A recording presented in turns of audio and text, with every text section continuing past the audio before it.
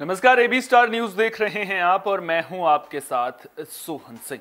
वक्त उछला है देश लाइव का, जिसमें बात करेंगे तमाम अहम खबरों के साथ ही साथ नजरें आज दिन भर किन खबरों के पर रहेगी उसके बारे में भी हम आपको बताएंगे। शुरुआत करेंगे प्रधानमंत्री नरेंद्र मोदी के यूरोप दौरे से जुड़े खबर के साथ में। दरअसल प्रधानमंत्री नरेंद्र मोदी का 3 दिवसीय यूरोप दौरा खत्म हो गया है। प्रधानमंत्री नरेंद्र मोदी इस दौरान जर्मनी, डेनमार्क और फ्रांस का उन्होंने दौरा किया और कई मायनों में जिस तरह की वैश्विक परिस्थितियां इस वक्त बनी हुई हैं, इन हालातों में ये दौरा काफी अहम माना जा रहा है। इस दौरान क्षेत्रीय और वैश्विक मुद्दों पर बातचीत की गई। प्रधानमंत्री नरेंद्र मोदी ने आखिर में फ्रांस में इमैनुअल मैक्रोन से मुलाकात की। दोनों देशों के बीच कई अहम मुद्दों पर भी चर्चा हुई है। तो पेरिस यात्रा के दौरान पीएम मोदी ने फ्रांस के नवनिर्वाचित राष्ट्रपति इमैनुअल मैक्रों के साथ बातचीत की, जिसमें रक्षा, अंतरिक्ष, असैन्य, परमाणु सहयोग और लोगों के बीच संबंधों के साथ क्षेत्रीय और वैश्विक मुद्दों समेत कई द्विपक्षीय मुद्दों पर चर्चा की गई। दोनों नेताओं ने यूक्रेन के खिलाफ रूस की सैन्य कार्रवाई के मद्देनजर क्षेत्रीय और वैश्विक मुद्दों पर भी विचार विमर्श किया। प्रधानमंत्री ने अपने प्रस्थान से पहले ट्वीट करते हुए बताया कि फ्रांस के राष्ट्रपति इमैनुअल मैक्रों के साथ कई अलग अलग मसलों पर चर्चा करने का मौका मिला।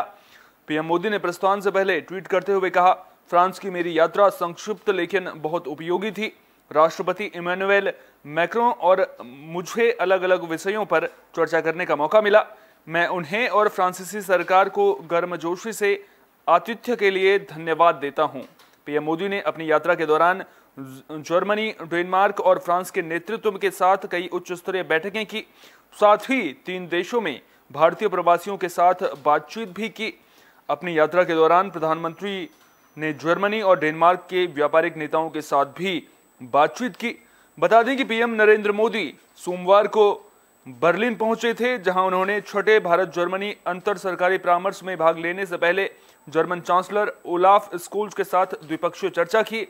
भारत और जर्मनी के बीच कुल 9 समझौतों पर हस्ताक्षर किए गए हैं, जिसमें green and sustainable development partnership पर एक संयुक्त घोषणा पत्र भी शामिल है, जिसके तहत जर्मनी 2030 तक भारत को 10 बिलियन यूरो की नई और अतिरिक्त विकासात्मक सहायता की अग्रिम प्रतिबद्धता देने पर सहमत हुआ है।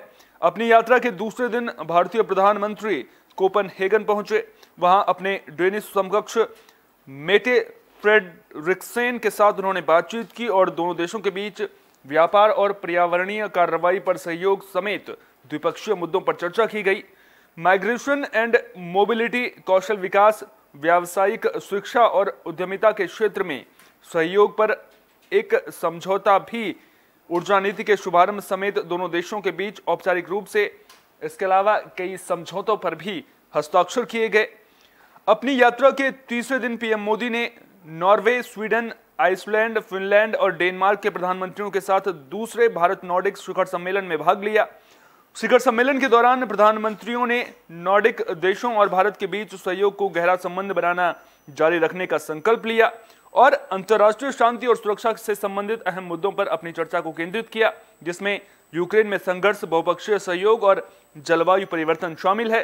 अर्थव्यवस्था, नवाचार और डिजिटलीकरण पर भी विचार विमर्श हुआ है।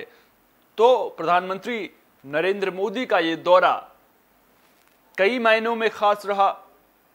कई अहम एमओयू पर हस्ताक्षर किए गए और जिस तरह से वैश्विक परिस्थितियां रूस यूक्रेन युद्ध की वजह से बनी हैं, जिस तरह के हालात दुनिया में पैदा हो रहे हैं, ऐसे में यह दौरा इस लिहाज से भी बेहद खास रहा क्योंकि रूस यूक्रेन को लेकर के कई देश अभी भी 2 धड़ों में बटे हुए हैं और रूस यूक्रेन के बीच में जो जंग चल रही है और जिस तरह के सैंक्शंस रूस पर लगाए गए हैं, उसका असर सिर्फ रूस पर नहीं पड़ रहा है, बल्कि जो यूरोप के देश हैं वो भी इससे प्रभावित नजर आ रहे हैं। और आपको याद होगा कि हाल ही में IMF ने जो अनुमान जीडीपी का जताया था, उसमें किस तरह से गिरावट तमाम देशों में, दुनिया भर के तमाम देशों में उसका अनुमान जताया गया था। वो भी इस बात का एक उदाहरण पेश कर रहा है कि किस तरह से सभी देशों की अर्थव्यवस्था रूस यूक्रेन युद्ध की वजह से प्रभावित हुई है, क्योंकि रूस यूरोप के लिए एक बड़ा निर्यातक रहा है बड़े पैमाने पर, चाहे बात रक्षा के क्षेत्र की हो, चाहे बात तेल की हो, बड़े पैमाने पर रूस निर्यातक रहा है। और जब सैंक्शंस रूस पर लगाए गए हैं तो रूस तो उससे प्रभावित हुआ ही है। जिस तरह से युद्ध चल रहा है यूक्रेन पर भी उसका असर पड़ रहा है, लेकिन दुनिया के तमाम देशों पर और यूरोप पर भी इसका गहरा असर पड़ा है। यहां पर कहीं ना कहीं जो बाकी देश हैं उनके लिए अगर रूस एक ऑप्शन नहीं बनता है तो फिर किस तरह से जो दूसरे देश हैं वो रूस के ऑप्शन उसमें तलाशते हुए नजर आ रहे हैं। और ऐसे में प्रधानमंत्री नरेंद्र मोदी का ये दौरा बेहद अहम इसलिए भी माना जा रहा है क्योंकि जो यूरोप के तमाम देश हैं उनके साथ किस तरह से रणनीतिक या फिर कूटनीतिक हम कहें आर्थिक मुद्दे को लेकर के जो बातचीत हुई है, तो इस लिहाज से यह दौरा बेहद खास प्रधानमंत्री नरेंद्र मोदी का माना जा रहा है। और जब बर्लिन में उन्होंने भारतीय समुदाय के लोगों को संबोधित किया था तो जिस तरह से वहां पर मोदी मोदी के नारों की गूंज सुनाई दे रही थी, इसके अलावा जिस तरह से उन्होंने बताया था कि किस तरह से भारत पिछले कई सालों से विकास के पथ पर आगे बढ़ रहा है। अगर जो लोग यूरोप में रहते हैं भारत के लोग, उन्हें भारत आने का मौका नहीं मिला है तो उन्हें भी भारत के इस बदलते भारत की तस्वीर को देखना चाहिए। और जब उन्होंने एक सवाल वहां पर लोगों से पूछा था कि क्या आप जानते हैं कि यह बदलाव कैसे देश में आया है, तो वहां पर जब लोगों ने कहा कि प्रधानमंत्री मोदी के नारे लगाने जब लोगों ने शुरू किए तो प्रधानमंत्री नरेंद्र मोदी ने यह कहा था कि आपका जवाब गलत है, मेरी वजह से कोई बदलाव नहीं आया है। जो देश की 130 करोड़ की जनता है वो इस बदलाव की एक बड़ी वजह है और यह बदलाव जनता की वजह से है। तो किस तरह से उन्होंने वहां पर भारतीय मूल के लोगों को साधा है, किस तरह से जर्मनी की बात हो, डेनमार्क की बात हो, नॉर्डिक देशों की बात हो, किस तरह से उनके प्रधानमंत्रियों के साथ में उन्होंने बातचीत की है। और किस तरह से भारत में अब देखना दिलचस्प होगा कि जो बातचीत यहां पर हुई है, जिस तरह से जर्मनी ने मदद की बात कही है, वो 10 बिलियन यूरो के करीब 2030 तक भारत को देगा। जो ग्रीन प्रोजेक्ट्स हैं उससे जुड़े हुई जो राशि है, पर्यावरण को लेकर के यहां पर तमाम देशों के बीच में बातचीत हुई है। और अब ऐसे में देखना दिलचस्प होगा कि जिस तरह से मुलाकातों का यह सिलसिला यूरोप के देशों के साथ प्रधानमंत्री नरेंद्र मोदी का चला है, इसके बाद भारत में जिस तरह से निवेश के दरवाजे खुलेंगे तो अब कहीं ना कहीं भारत के लिए भी एक बड़ी चुनौती ये रहने वाला है कि किस तरह से जब निवेश के दरवाजे खुल रहे हैं, निवेश भारत में आएगा तो फिर किस तरह से कारोबार सुगम बनाना है, ये कहीं ना कहीं एक चुनौती रहेगी। लेबर की बात हो या फिर दूसरे पहलू हो, वो बहुत गहराई से मैं इस पर अभी बात नहीं करूंगा क्योंकि अगर निवेशक भारत में आ रहे हैं तो उनको उस तरह का बाजार यहां पर उपलब्ध करवाना, उस तरह का माहौल उपलब्ध करवाना, ये कहीं ना कहीं भारत के लिए एक बड़ी चुनौती रहने वाला है। और जिस तरह से लगातार चाहे वो सिंगल विंडो सिस्टम की बात हो, चाहे वो दूसरे तरीकों की बात हो, तो भारत किसी भी तरह के निवेशकों को कोई परेशानी ना हो, भारत में उस तरह का माहौल उन्हें मिल सके, इस दिशा में लगातार काम करता हुआ भी नजर आ रहा है।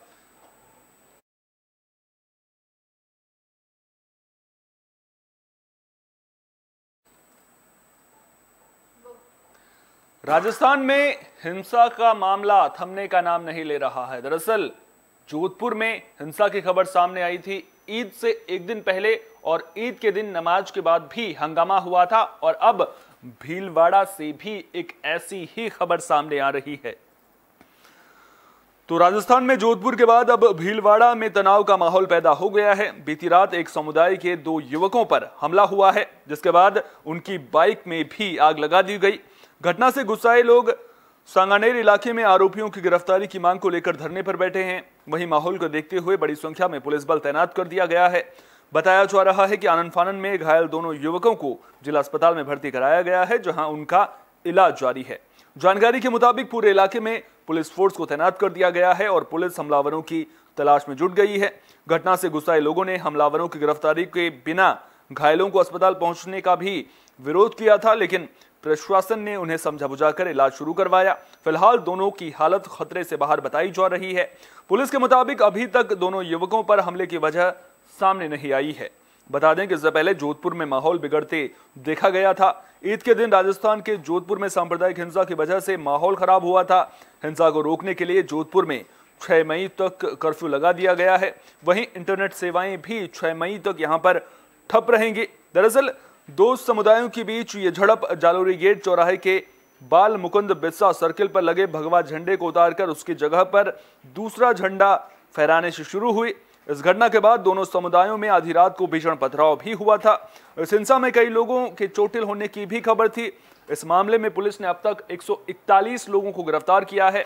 इनमें से 133 को धारा 151 में और 8 को अन्य मुकदमों में गिरफ्तार किया गया है। पुलिस अब इन आरोपियों से पूरी घटना को लेकर पूछताछ कर रही है। वहीं इस हिंसा पर स्थानीय लोगों ने कहा है कि इस घटना में लूटपाट के इलाके से आसपास के लोगों ने ही हमला किया था, यानी कि लूटपाट के इरादे की भी खबर इसमें निकलकर सामने आ रही है। एक नया एंगल भी इसमें निकलकर सामने आ रहा है। लेकिन सवाल ये उठता है कि आखिर राजस्थान में हिंसा कब तक देखने को मिलती रहेगी। सवाल ये कि राजस्थान सरकार की क्या कोई जिम्मेदारी नहीं बनती है? क्या एक ट्वीट कर देने भर से कि आप शांति बनाए रखिए, राजस्थान सरकार का काम खत्म हो जाता है? सवाल सरकार से भी बड़े हैं, सवाल सिस्टम पर भी खड़ा हो रहा है। और अब देखना दिलचस्प होगा कि आने वाले दिनों में इस तरह से सांप्रदायिक तनाव पैदा ना हो, माहौल ना बिगड़े, इसको लेकर प्रशासन किस तरह के इंतजामात राजस्थान में करता है।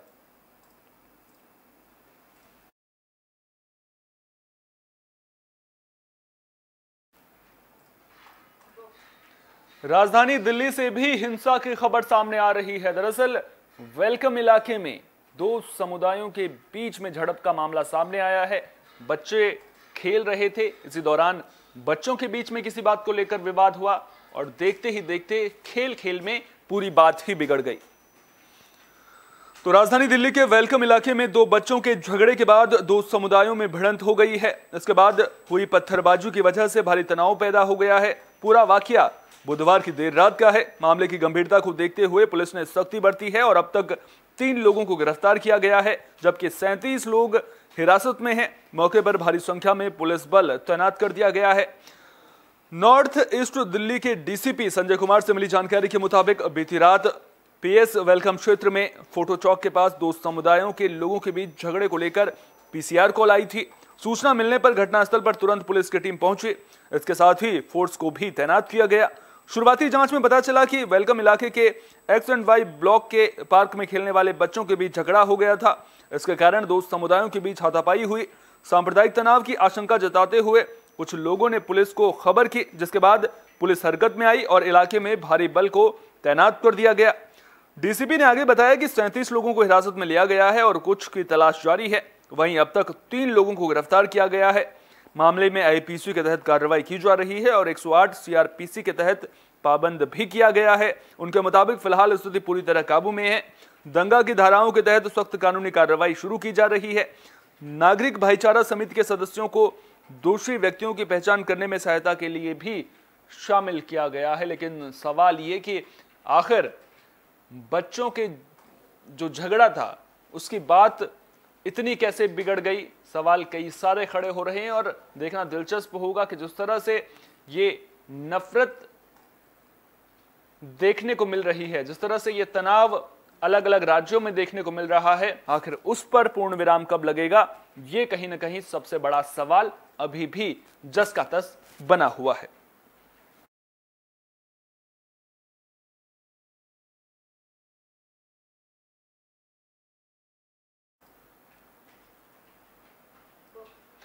बुलेटिन में अब बात कोरोना की भी कर लेते हैं। दरअसल कोरोना का ग्राफ एक बार फिर से बढ़ गया है। एक बार फिर कोरोना के मामले 3000 से ज्यादा सामने आए हैं, लिहाजा सावधानी बरतनी बेहद जरूरी है।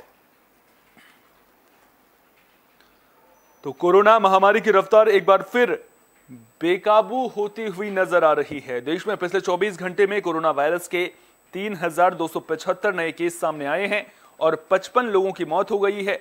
वहीं कल 3010 लोग ठीक भी हुए हैं, यानी कि जो एक्टिव केसेस हैं वो लगातार बढ़ जरूर रहे हैं। 3000 से ज्यादा लोग कल डिस्चार्ज भी हुए हैं, यानी कि जो एक्टिव मामले हैं उनमें ज्यादा बढ़ोतरी कल देखने को नहीं मिली है। केंद्रीय स्वास्थ्य मंत्रालय की ओर से जारी किए गए आंकड़ों के मुताबिक देश में अब एक्टिव मामलों की संख्या 19,719 हो गई है। वहीं इस महामारी से जान गंवाने वालों की संख्या बढ़कर 5,23,975 हो गई है। आंकड़ों के मुताबिक अभी तक 4,25,47,699 लोग संक्रमण मुक्त हो चुके हैं। दिल्ली की अगर बात करें तो दिल्ली में कोरोना वायरस संक्रमण के 1,354 नए मामले सामने आए हैं और महामारी से एक और मरीज की मौत हो गई है, जबकि संक्रमण दर 7.64% रही है। स्वास्थ्य विभाग के मुताबिक मंगलवार को शहर में 17,732 सैंपल की जांच की गई थी। बुधवार को सामने आए नए मामलों को मिलाकर कोविड-19 के मामलों की कुल संख्या बढ़कर 18,88,404 पर पहुंच गई है, जबकि मृतकों की संख्या 26,177 हो गई है। शहर में अब उपचाराधीन मरीजों की संख्या 5,853 है। इस वक्त कोविड-19 के 180 मरीज दिल्ली के अलग अलग अस्पतालों में भर्ती हैं, जबकि 4,319 लोग घरों में आइसोलेशन में हैं। टीकाकरण की बात करें तो अब तक 189 करोड़ से ज्यादा खुराक दी जा चुकी हैं। कल 13,98,710 डोज दी गई, जिसके बाद अब तक वैक्सीन की 189,63,30,362 डोज जो हैं वो दी जा चुकी हैं। स्वास्थ्य मंत्रालय के आंकड़ों के मुताबिक बुधवार शाम 7 बजे तक 18 से 59 साल के लोगों को कुल 43,028 एहतियाती खुराकें भी दी गई, जिन्हें मिलाकर इस आयु वर्ग में एहतियाती खुराक लेने वालों की कुल संख्या बढ़कर 9,04,586 हो गई है। यानी कि जो प्रिकॉशन डोज है वो भी बड़ी मात्रा में बुजुर्गों को दी जा रही है। सरकार की ओर से तमाम कोशिशें की जा रही हैं कि संक्रमण ना फैले, लेकिन जिम्मेदारी कहीं ना कहीं लोगों की भी बनती है। उम्मीद करेंगे कि लोग भी कोरोना नियमों का पालन करेंगे। कोरोना के मामले फिलहाल डरा तो नहीं रहे हैं, लेकिन जिस तरह से बढ़ रहे हैं ऐसे में लोगों का जागरूक रहना भी बेहद जरूरी है।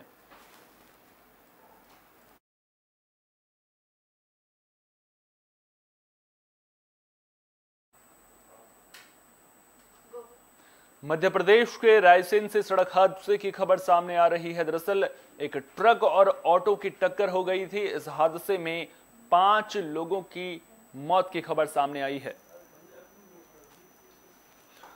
तो मध्य प्रदेश में सड़क हादसे थमने का नाम नहीं ले रहे हैं। बुधवार देर रात रायसेन में एक बड़ा हादसा सामने आया।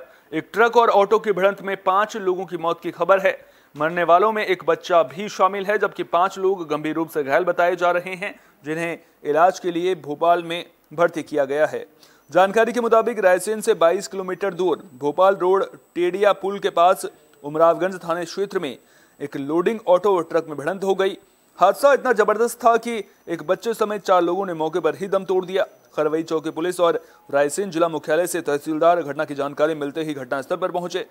108 एम्बुलेंस के चालक ने वाहन में दबे लोगों को कड़ी मशक्कत के बाद बाहर निकाला और जिला अस्पताल पहुंचाया। पुलिस ने गंभीर घायलों को भोपाल भेजा है। इलाज के दौरान हमीदिया अस्पताल में एक और मरीज की मौत हो गई है। मृतकों को रायसेन जिला अस्पताल भेजा गया है।